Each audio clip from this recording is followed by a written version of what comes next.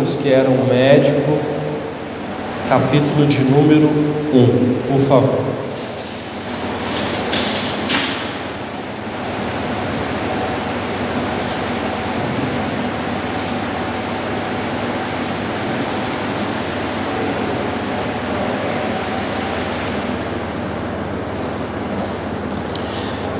Ok? Deixa aberto aí capítulo 1, vamos fazer uma oração então primeiro.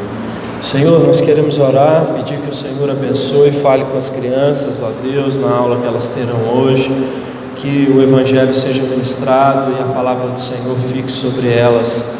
Por misericórdia, que o Senhor desde já esteja guiando, Senhor Deus, o caminho de cada uma delas, para que elas sejam abençoadas pelo Senhor, na idade que estão e no crescimento, Pai, que possam crescer tementes a Ti, serem ministros do Evangelho, ministras do Evangelho, que possam fazer diferença para Ti, que sejam preparadas para a nova geração que virá no futuro.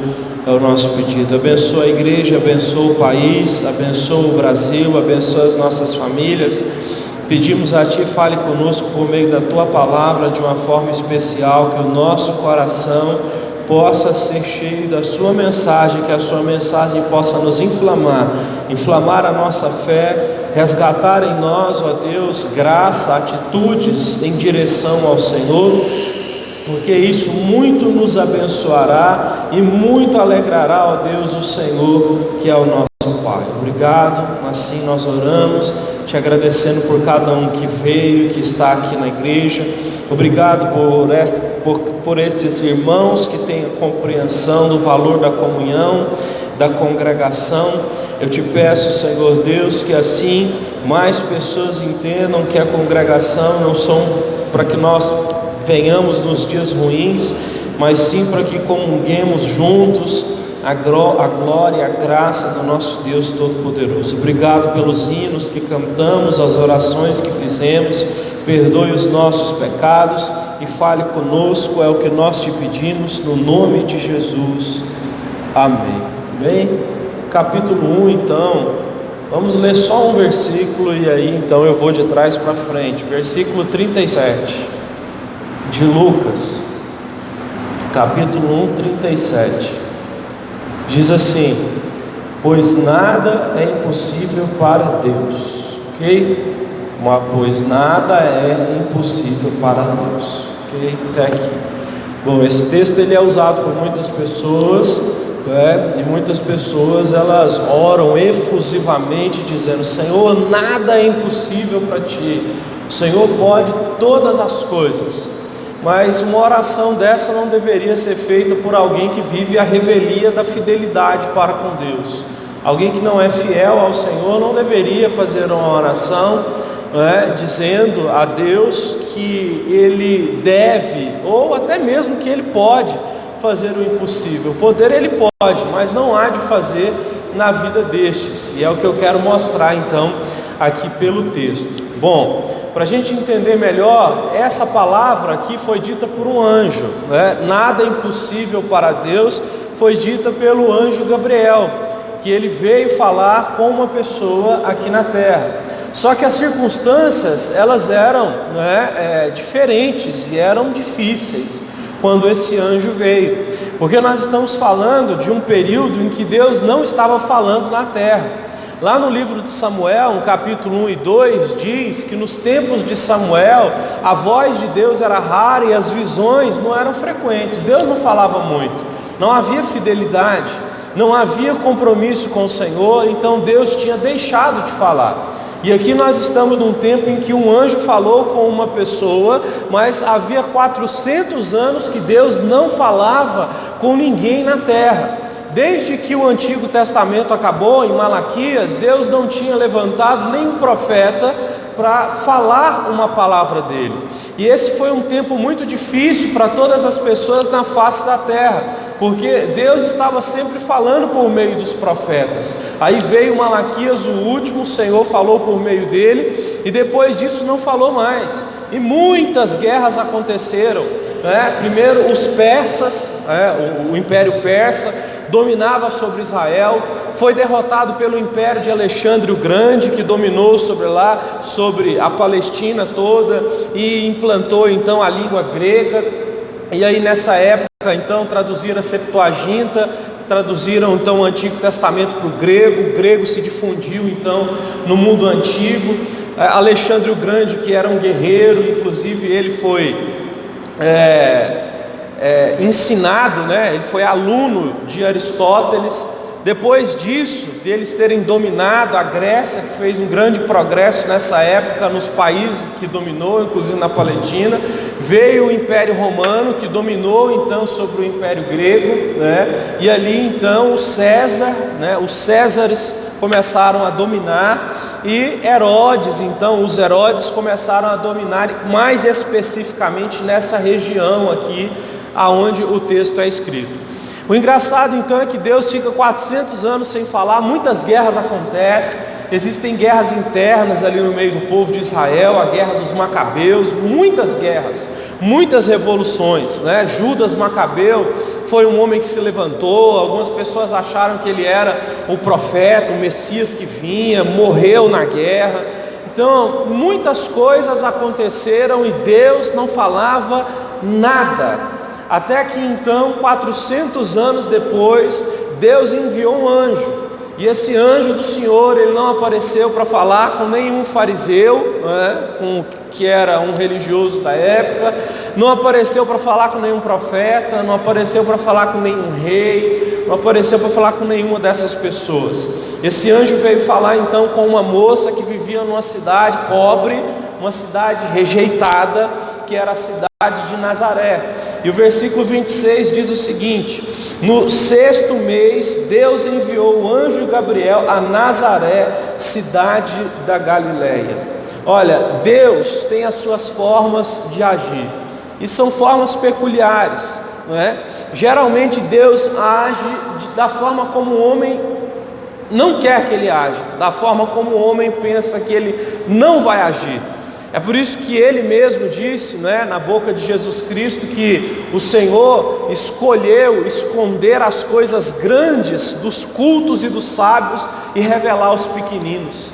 É por isso que Paulo diz em 1 Coríntios 1 que Deus, ele pega as coisas loucas desse mundo para confundir as sábias, as pequenas para confundir as grandes, as que não são para confundir as que são, Deus então costuma fazer as coisas por caminhos diferentes dos nossos, e nós precisamos entender isso. Mas no primeiro momento eu queria que você entendesse que o silêncio de Deus, ele dói. E você pode entender isso porque quando você vive um relacionamento com filho, pai, mãe, esposo, marido, quando existe a indiferença do silêncio, você sabe que aquilo ali dói, não é verdade? O silêncio machuca. Deus deixar de falar também machuca. E isso aconteceu, mas tinha 2 propósitos pelo menos. O primeiro o Senhor estava preparando a coisa mais maravilhosa do mundo. E a segunda coisa, Deus estava mais uma vez querendo que o povo voltasse a ser fiel. Deus geralmente na Bíblia se calava quando as pessoas começavam a ser infiéis, quando elas queriam buscar a Ele só para que Ele desse coisas a elas. Ele se calava. E Ele se calava também em períodos em que Ele ia fazer coisas extraordinárias, coisas maravilhosas. Então, você vai entender comigo porque nós não podemos usar de qualquer forma o nada é impossível para Deus.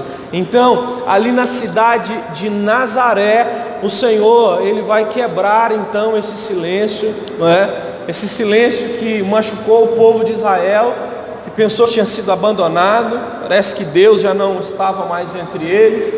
Deus então tinha os largado à revelia dos grandes impérios do mundo, que tinham dominado e passado sobre Israel, e eles não sabem mais o que fazer. Deus então visita a cidade de Nazaré, e ali o texto diz que Ele vai falar com uma virgem prometida em casamento a certo homem chamado José, descendente de Davi. O nome dessa virgem era Maria. E o anjo se aproximou dela e disse: alegre-se, agraciada, o Senhor está com você. Foi a primeira vez que o Senhor falou depois de 400 anos. Foi com a garota que, segundo a história, tinha por volta de 15 anos, e ela estava comprometida para se casar, estava noiva de um homem chamado José. O anjo Gabriel, da parte de Deus, veio até ela e disse assim: você é uma moça agraciada. Aqui tem duas coisas. A primeira é que o texto faz questão de dizer duas vezes que ela era virgem, e depois o anjo chega até ela e diz: você é agraciada. Por um lado, a graça de Deus, só Deus pode nos dar. Não existe graça que eu conquisto, não existe graça que eu adquiro pelas obras que eu faço. Graça é o que Deus me dá. Mas por um lado, ser puro ou ser virgem é uma coisa que cabe a mim. Aqui o texto, então, antes de dizer que essa moça é agraciada, diz por duas vezes que ela é pura, né? E Jesus mesmo disse no sermão da montanha que bem-aventurados são os puros de coração, porque eles verão a Deus, não é? Sem santidade ninguém verá ao Senhor. O que eu estou dizendo aqui é que existe da parte de Deus, não é, um entrelaçar que nós não sabemos decifrar muito bem entre a pureza que nós buscamos, a santificação que nós buscamos e a graça de Deus que vem sobre nós. Não é que Ele derrama graça só se tiver santidade, e não é que só tem santidade se tiver graça, mas essas duas coisas elas andam juntas, porque Deus faz coisas grandiosas do céu, mas Ele está preparando pessoas na terra para as missões que Ele tem.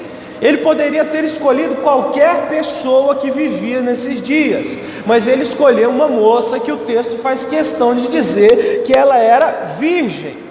Não é? Era uma moça pura, e o texto diz mais, ela era comprometida em casamento.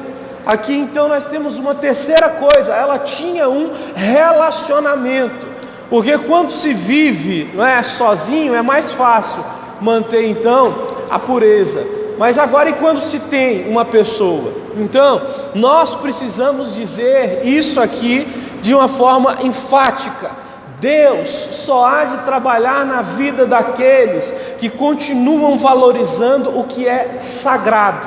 E com relação a relacionamento entre homem e mulher, só existe o que é sagrado quando está dentro do casamento.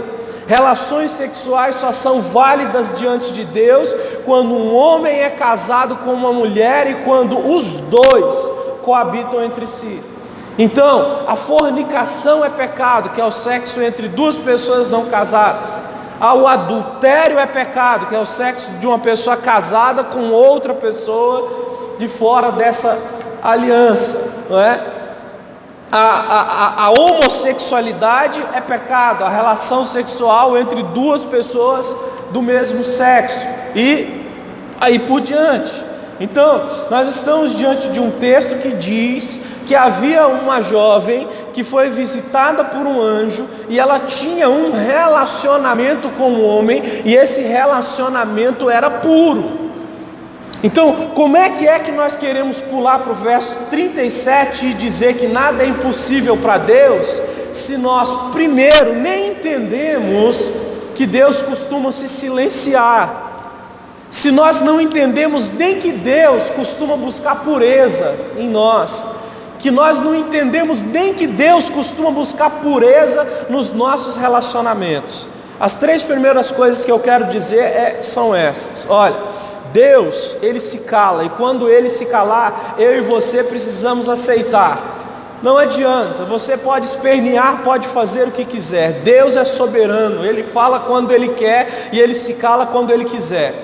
Quem somos nós para dizer quando é que Deus deve fazer as coisas? Nós não somos ninguém para isso. A Bíblia diz que Ele é o quê? Ele é o oleiro que faz o vaso de barro, e Ele quebra esse vaso quando Ele quiser. E o ser humano que continua querendo colocar Deus na parede e dizer você tem que falar, é o ser humano que vai continuar sendo ferido pela indiferença de Deus, porque Deus não tolera o orgulho. Se tem algo que nos separa do Senhor, é o que? É o orgulho. Então, Deus, Ele não aceita ser pressionado. Se Ele se calou, Ele tem um propósito maior, e Ele é soberano nesse propósito. Segunda coisa, o Senhor espera que mesmo no tempo do silêncio, o nosso coração busque santificação, pureza. Porque muitas pessoas usam o período da indiferença para dizer, Deus esqueceu. Não, que eu viva como eu quiser. Então, neste momento, nós estamos diante de uma ruptura de fé. Quando Deus se cala e eu escolho fazer o que eu quero, simplesmente eu estou rompendo com a fé. A verdade é, o texto que nós lemos aqui, que a Angélica leu, Hebreus capítulo de número 13, se eu não me engano, verso 20 adiante, diz que por causa da graça do nosso Senhor Jesus Cristo, da paz dele, Ele nos aperfeiçoa para nós sermos semelhantes ao Senhor. Olha, a pior coisa que você pode fazer para atrasar a sua vida espiritual é começar a se rebelar quando Deus se calar, ou começar a se rebelar quando Deus não responder, quando Deus não abençoar você do lado esquerdo que você pensou que Ele ia te abençoar, do lado direito que você pensou que Ele ia te abençoar. Isso atrasará a sua vida, porque quando Deus se cala, a única coisa que nós temos que fazer é buscar a santificação do coração. Então, é mais ou menos assim, Deus se calou, e eu estou diante da dor da indiferença de Deus, e eu simplesmente estou esperando que Deus fale alguma coisa. Eu devo orar ao Senhor e dizer assim, Senhor, eu estou querendo tanto que o Senhor faça algo, talvez o meu coração seja ganancioso, arranque a ganância do meu coração, para que dessa forma eu possa saber esperar o tempo do seu silêncio acabar. Essa é a oração de um cristão. A oração de um rebelde é, o Senhor parou de falar, talvez nem exista, faça o que eu quiser. A oração de um cristão é, Senhor, talvez essa dor no meu coração, enquanto o Senhor se cala, é porque eu achei que o Senhor sempre me responderia, e eu estou percebendo que eu sou orgulhoso, e eu preciso que o Senhor quebre o orgulho do meu coração. Essa é a oração de um verdadeiro cristão quando Deus se cala. Então, a única coisa que eu e você devemos fazer quando Deus se calar é buscar santificação, que é autoexame, como Paulo diz, começar a examinar a si mesmo e dizer, Senhor, o Senhor está calado, e eu estou sentindo todas estas coisas ruins, eu quero que o Senhor me ensine então a ser santo, e que o Senhor quebre de dentro de mim todas essas coisas ruins que habitam em mim, como a amargura, a inveja, as impurezas, as vaidades, e todas estas coisas que a sua palavra cita, entende? E nesse período em que Deus se silencia, uma coisa mais, o teste de que a santificação está ocorrendo, é se os seus relacionamentos começarem o quê? A melhorar.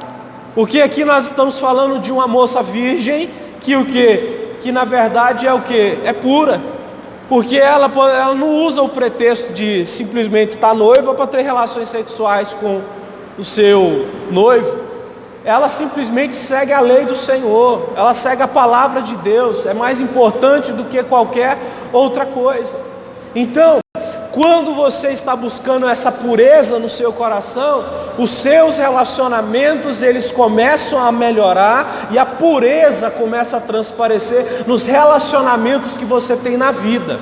Essa pureza de coração, essa forma de enxergar as pessoas, essa coisa de parar de olhar para as pessoas com zombaria, sabe? Eu assisti um vídeo, e de coração, Deus me conhece, eu vi um rapaz, ele é jornalista, ele tem fonte no Sírio-Libanês, ele fez um vídeo, e ele é católico devoto lá e tal, sei lá o que, tem até medo de ser excomungado, porque ele fala dos podres que tem na igreja católica, e ele fez um vídeo assim, mais num tom assim de deboche, com aquele sorrisinho no canto da boca, porque o que? Contaram para ele uma fonte lá no Sírio-Libanês que o Lula está com câncer de novo. câncer do Lula voltou. Qualquer hora vai aparecer na mídia aí de novo, e ele gravou o vídeo e tal, aquele negócio todo. Eu não gosto do Lula, eu não quero saber do Lula, mas eu não vou também rir, certo, da desgraça de ninguém. Eu não fui chamado para isso, nós não fomos chamados para viver isso, sabe? Então é triste quando a gente olha a decadência de alguém e sorri com isso, mesmo que essa pessoa seja má, mesmo que essa pessoa seja contra nós. É triste rir da decadência dos outros. E aqui nós estamos diante de alguém que viu um anjo que Deus enviou, porque tem o coração puro, sabe? Eu vi o vídeo de coração, Deus sabe, eu orei pelo Lula, orei e disse: Senhor, que o Senhor tenha misericórdia da alma desse homem, se houver possibilidade, salva a alma dele, para que ele possa ir para o céu. Esse rapaz contando, inclusive, que a questão dele ter ido lá, do Papa ter abençoado ele, foi porque ele está com câncer, ele descobriu que está com câncer, foi lá e outras coisas mais. Então, nós precisamos rever algumas posturas do nosso coração. E algumas posturas a gente só consegue rever quando a gente está o quê? Diante da dor de Deus, da indiferença de Deus, quando Deus põe dor em nós, e a gente começa a rever algumas coisas e dizer: não pode ser assim, eu não posso ser assim, eu não posso interpretar as coisas assim, eu não posso ter o coração assim. Então essa mulher tinha um coração puro, e o anjo disse: alegre-se, agraciada, porque o Senhor está com você. O Senhor está com aqueles que têm o coração puro. O Senhor, Ele agracia, que é derramar graça, é derramar presente, é derramar favor sobre aqueles que de fato entendem o silêncio dEle e que entendem a importância da pureza, da santificação, de buscar a melhoria do próprio coração nas orações. Isso é muito importante, isso é fundamental. Nós precisamos tanto disso, mas tanto, que se nós entendêssemos essa mensagem hoje, talvez então aí nós poderíamos orar e dizer: Senhor, o Senhor é Deus do impossível, eu espero que o Senhor faça grandes coisas. Foi essa jovem então que recebeu essa palavra, versículo de número 28. O anjo se aproximou dela e disse: alegre-se, agraciada, o Senhor Deus está com você. Maria ficou perturbada com essas palavras, pensando no que poderia significar essa saudação. Até mesmo uma pessoa que ama a Deus pode ter medo dos projetos de Deus. Escute o que eu vou te dizer: nós temos missões dadas por Deus, e as missões que Deus nos dá, muitas vezes nos dão medo, porque nós nos sentimos incapazes de cumprir elas, não é? É como Jeremias: Senhor, eu sou um garoto, eu não posso pregar. Como Moisés: eu tenho 80 anos, sou um homem de língua dura, boca pesada, não consigo, não posso mais pregar. Então, nós tememos as missões se vêm de Deus a nós, mas nós temos essas missões e não podemos fugir delas. Então ela teme, e o anjo diz a ela qual é a missão, verso 30. Mas o anjo lhe disse: não tenha medo, Maria, você foi agraciada por Deus, você ficará grávida e dará à luz a um filho, e lhe porá o nome de Jesus. Ele será grande e será chamado Filho do Altíssimo. O Senhor Deus lhe dará o trono de seu pai Davi, e ele reinará para sempre sobre o povo de Jacó, e o seu reino jamais terá fim. Que honra essa mulher teve, que graça ela teve de poder participar dessa missão, que foi trazer o Salvador para a terra, que foi carregar o Rei na barriga, que foi trazer o nosso Senhor Jesus Cristo, a encarnação, a vir em forma humana. Isso então só foi possível por causa desses requisitos que eu estou falando aqui antes. Isso é uma coisa que nós precisamos entender. O Deus que é Deus do impossível, é Deus do impossível para trazer Jesus para a terra. O Deus que é Deus do impossível, é Deus do impossível para trazer Jesus para as nossas vidas, para aproximar a minha vida e a sua de Cristo. Porque a maioria das nossas orações são: Senhor, eu preciso de coisas. Mas Deus diz: você precisa de mim. eu preciso ser colocado dentro de você, eu preciso habitar em você, porque nada do que você venha querer, desejar, orar, será suficiente para trazer contentamento à sua alma. Você precisa me carregar dentro, não no ventre, mas o que? Na alma. Então essa mulher é agraciada, porque ela carrega o Salvador dentro de si, e nós temos essa missão, carregar o Salvador dentro de nós, para que aonde nós passarmos as pessoas saibam que Cristo vive, e que Jesus Cristo está vivo na nossa pessoa, porque nós somos as suas testemunhas, e Ele está vivo, e através de nós as pessoas podem ver como Ele é gracioso, como Ele é poderoso, como Ele é magnífico. Então esse Jesus, Ele viria à terra porque uma pessoa humilde, simples, uma pessoa pura, uma pessoa agraciada, uma pessoa que aceita o silêncio de Deus sem reclamar e sem perder a fé, aceita a missão. Nós precisamos voltar a aceitar as missões de Deus. As pessoas não querem mais pregar, as pessoas não querem mais louvar, as pessoas não querem mais orar, as igrejas elas estão esvaziando, os únicos lugares que enchem são esses lugares que fazem shows, porque as pessoas querem divertimento. Mas nós estamos diante de um Deus que quer entrar dentro das pessoas, para que Ele possa então ser visto por toda a humanidade.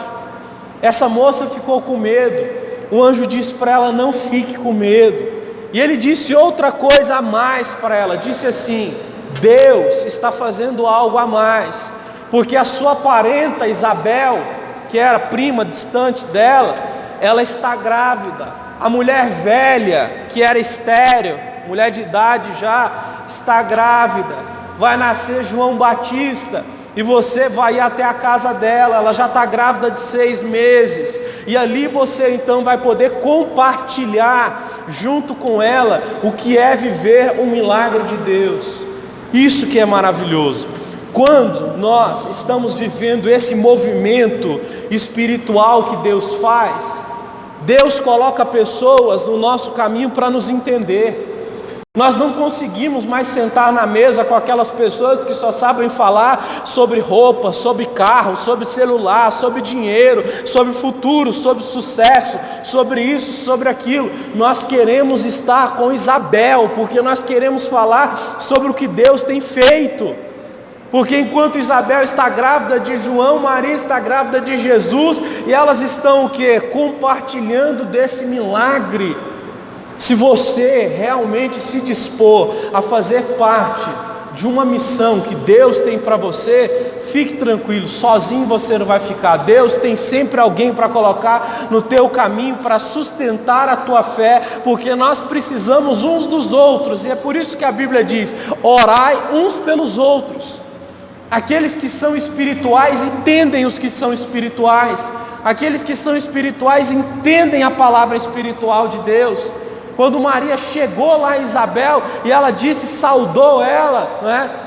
Olha, Isabel saudou ela, João Batista no ventre de Isabel, né? Foi cheio do Espírito Santo. Deus estava ali unindo, né? Milagres. Deus, Ele é maravilhoso. Aí o verso 13 diz: o anjo respondeu: o Espírito Santo virá sobre você, o poder do Altíssimo vai te cobrir com a sombra, assim aquele que há de nascer será chamado Filho de Deus. Maria perguntou: como é que vai acontecer isso? Mais ou menos assim: eu tenho que fazer alguma coisa para esse milagre acontecer? Deus disse: é o Senhor quem vai fazer, é o Espírito que vai te cobrir e as coisas vão acontecer. Milagres não acontecem hoje mais porque não existe mais santidade. Milagres não acontecem hoje mais porque não existe mais pureza. Milagres não acontecem mais porque as pessoas elas estão distantes de Deus e rebeldes de Deus, porque Deus se cala para purificá-las e elas se rebelam contra o Senhor. Então Deus disse simplesmente a ela: o Espírito virá sobre ti e o milagre acontecerá. Esses lugares que ficam forçando milagres, né? Vamos chamar todo mundo aqui na frente, vamos orar. Vai todo mundo receber o milagre. Deus faz o milagre como Ele quiser. Agora, simplesmente Ele pode tocar alguém e fazer um milagre, sem ninguém fazer nenhum tipo de força, sem ninguém fazer nenhum tipo de acrobacia, porque Ele é Deus. E é isso que Ele disse para Maria: o Espírito vai vir sobre ti, o milagre acontece. Milagre é assim, milagre você não precisa forçar. Você não precisa ficar arquitetando na cabeça como é que vai acontecer. Você não precisa ficar pensando, é assim, é aqui, assado, eu vou tentar isso, eu vou tentar aquilo. Você simplesmente espera o quê? A sombra do Altíssimo vir sobre você. Se você crê no Senhor, você faz isso, não é? Como diz o reverendo Augusto Nicodemos, fé de verdade é você crer no Senhor quando você não sente nada, não vê nada, não toca em nada, não está sentindo nada. Isso é ser cristão, isso é estar perto de Deus. Você quer ser participante de um Deus que faz milagres? Quando Ele disser a você, eu sou o Senhor do impossível, simplesmente diga: Senhor, eu sou o teu servo, ou eu sou a tua serva, seja feito conforme a sua vontade. Olha o que Maria falou aí, verso de número 38. Respondeu Maria: sou serva do Senhor, que aconteça comigo conforme a tua palavra. Então o anjo a deixou. Eu tenho certeza absoluta, tem muitas coisas que não acontecem hoje em dia porque nós estamos tentando manipular situações. Nós estamos tentando manipular de alguma forma coisas que Deus pode fazer. Nós estamos tentando tocar nessas coisas e Deus simplesmente se retira. Porque o que nós devemos fazer é isso. Se o Senhor disse a Maria: olha, o meu Espírito te cobrirá, a nossa palavra é: eu sou o teu servo, faça comigo conforme a tua vontade. Aqui não é irresponsabilidade, não é passividade, não é preguiça. Aqui é o que? É confiança em Deus. Uma confiança ativa. Deus disse e ela crê no que Deus falou. Eu tenho certeza que nós muitas vezes não podemos ouvir o que Deus vai fazer, porque senão a gente começa a manipular, senão a gente começa a colocar a mão, senão a gente começa a querer desviar o foco, entortar a situação, dar um jeitinho para a coisa acontecer de mais rápido, né? A gente tenta forçar as coisas e não é assim que funciona. Então, o verso 37 aí, que agora eu fiz questão de pular, diz: pois nada é impossível para Deus. Porque nessa hora o anjo disse a ela: olha, o Altíssimo te cobrirá. E mais, porque o anjo vai lá e diz assim algo para ela, para fortalecer a fé dela. Ó, o anjo vai te cobrir, ela vai participar de uma coisa inédita, nunca aconteceu aquilo. Ela é uma moça, 15 anos, o que ela vai fazer? Aí vem o Senhor o quê? E aumenta a fé dela, dizendo para ela o seguinte: olha, e mais, a tua parenta Isabel, verso 36, né? Ela está grávida de um filho na velhice, aquela que diziam ser estéril. O Senhor então diz: é eu quem vou fazer. E olha só, veja que eu estou fazendo não só em você, mas em outra pessoa também. Que João Batista veio nascer através de um milagre, não por meio do Espírito, mas ficou grávido ali por meio de uma senhora já de idade, com o marido dela, né? E aí Deus vai lá e aumenta a fé dela. E aí o anjo vai lá e diz: nada é impossível ao Senhor. Você consegue entender essa palavra? As coisas que Deus faz, os milagres que Deus faz, eles não estão na alçada do nosso toque, da nossa mão, da nossa cooperação. Hoje em dia fala-se muito sobre isso. Vamos cooperar com Deus, vamos fazer coisas para que os milagres venham. Olha, o que Deus quer de nós é isso. Para a gente encerrar, a cooperação que o Senhor espera de nós é: quando o silêncio vier, entenda, Deus quer que você avalie o seu coração. Quando você estiver avaliando o seu coração, veja se isso está se desembocando, está se desaguando nos seus relacionamentos, e você tem se tornado um pacificador, tem se tornado uma testemunha, tem se tornado uma luz nesse mundo. Essa é a nossa parte. O resto quem faz é o quê? É o Senhor, Deus de toda a glória. Ele é poderoso para fazer o impossível. Você pode se colocar de pé para a gente fazer uma oração? Nada é impossível para Deus.